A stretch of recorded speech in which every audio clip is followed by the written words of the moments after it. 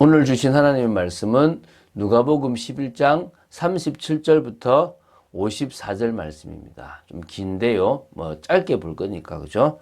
42절부터 44절 말씀까지를 보고, 누가복음 11장 37절부터 54절까지 말씀을 보겠습니다. 우리 42절부터 44절 합독하겠습니다. 화 있을진저 너희 바리새인이여, 너희가 박하와 운항과 모든 채소의 11조는 들이되 공의와 하나님께 대한 사랑은 버리는도다. 그러나 이것도 행하고 저것도 버리지 말아야 할지니라. 화 있을진저 너희 바리새인이여, 너희가 회당의 높은 자리와 시장에서 문안받는 것을 기뻐하는도다. 화 있을진저 너희여, 너희는 평토장한 무덤 같아서 그 위를 밟는 사람이 알지 못하느니라. 자, 이게 무슨 말인지 조금 어렵기도 하죠. 그죠? 지금 수요일부터 오늘까지, 이 금요일까지 보는 내용은 누가복음 11장 14절부터 54절입니다. 지금 세 문단으로 나눠서 보고 있는데요.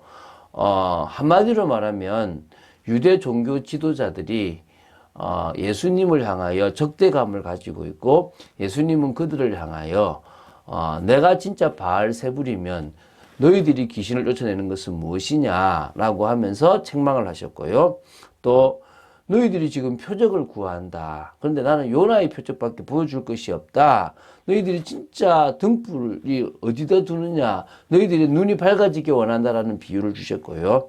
오늘 또 어떤 비유냐면 외식하는 종교 지도자들, 특히 바리새인과 율법 교사들을 향하여 화 있을 거라는 이야기를 지금 계속 하십니다.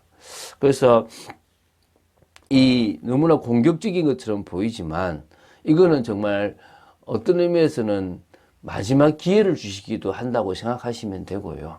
또 우리가 이 메시지를 보면서 깨달아야 될 것들이 있기 때문에 하시는 메시지라고 생각하시면 됩니다. 이 본문에는요, 6번 이 화 있을 것이다라고 이야기하는데 3번은 바리새인들에게 하고요, 나머지 3번은 율법 교사들에게 하고 있습니다. 그래서 예수님께서는 이 땅에서 사랑만 전한 것이 아닙니다. 바리새인을 향해서는 이 독사의 자식들아라고 이야기하셨고요.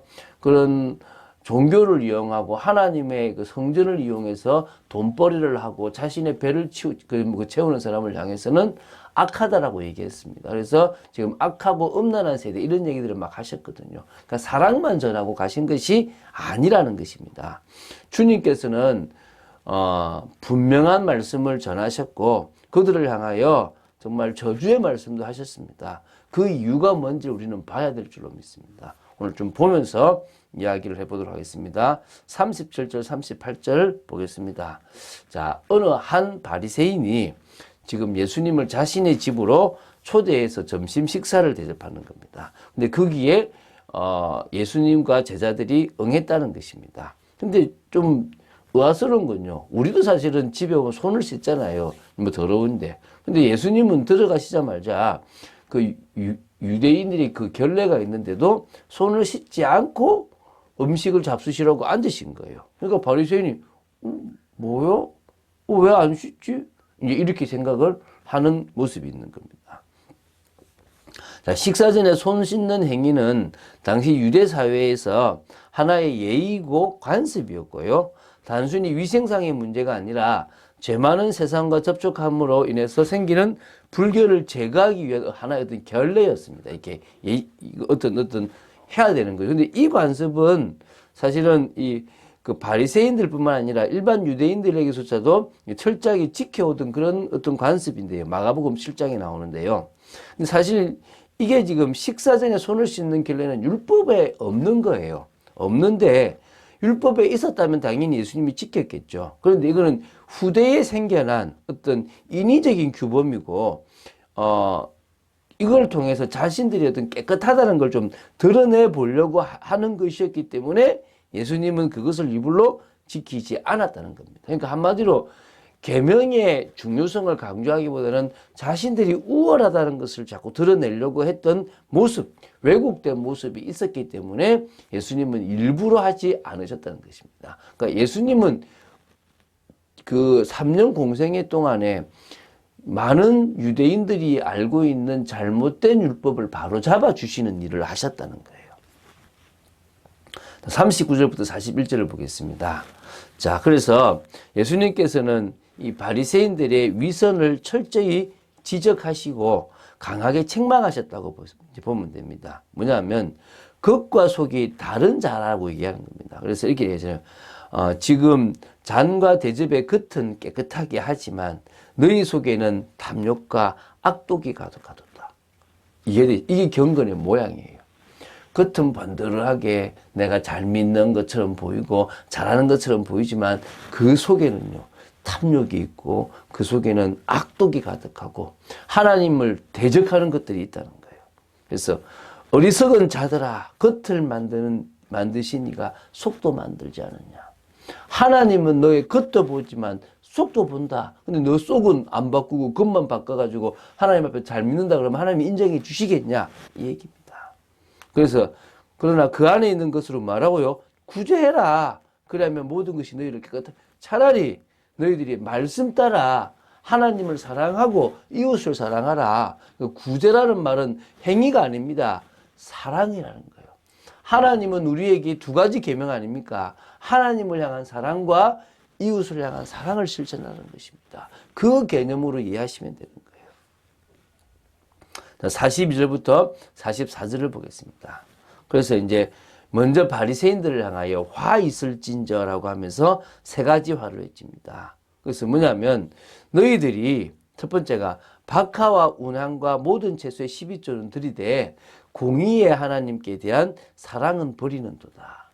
그래서 이것도 행하고 저것도 버리지 말아야 된다. 그러니까 11조나 외형적으로 드러나는 것은 잘하는데 공의의 하나님이 주시는 그 사랑, 왜 하나님이 공의와 사랑을 둘 다 주시고 계시는 것에 대한 부분들에 대한 진짜 의미는 벗어버리고 외형적인 것만 하고 있다는 것입니다.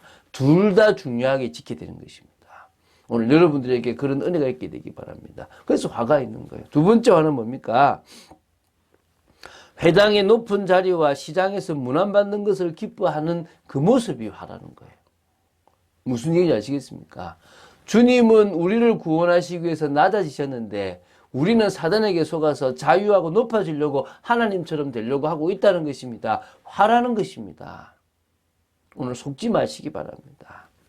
그리고 화 있을진저 너희여, 너희는 평토장한 무덤 같아서 그 위를 밟는 사람이 알지 못하느니라.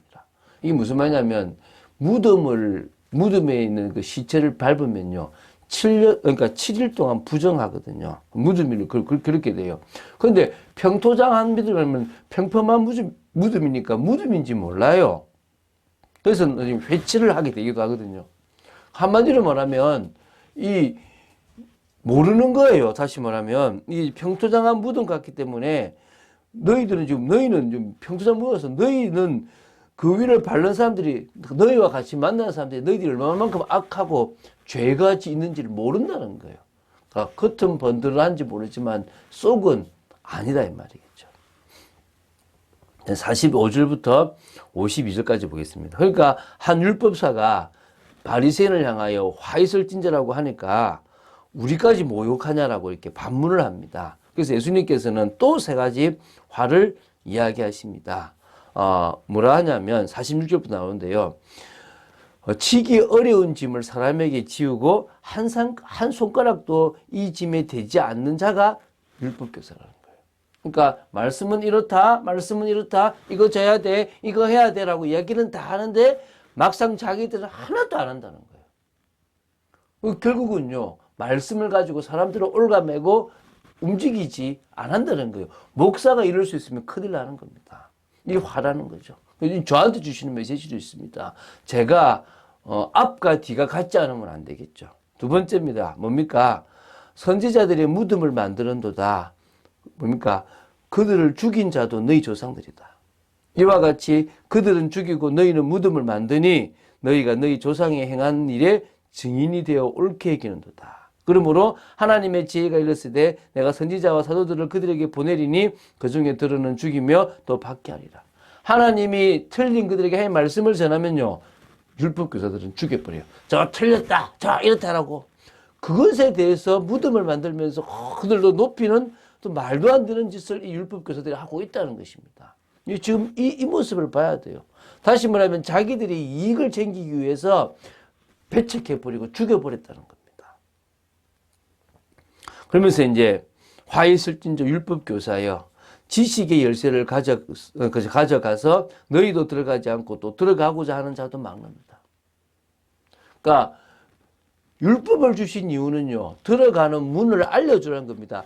저 문이 들어가는 문이야 알려줘야 되는데요. 율법 교사들은요, 자기들도 못 들어갈 뿐만 아니라 들어가려고 하는 사람들은 그 길 아니야, 저렇게 가야 돼 라고 생각하면서 틀린 길을 제시하고 있다는 거예요. 이게 율법 교사들이에요. 목사들이 이럴 수 있다니까요. 전도자들이 이럴 수 있다니까요. 그래서요, 이 말을 다 맞추고 나오니까요, 바리새인이나 율법 교사들, 서기관들이 막 따져 묻습니다.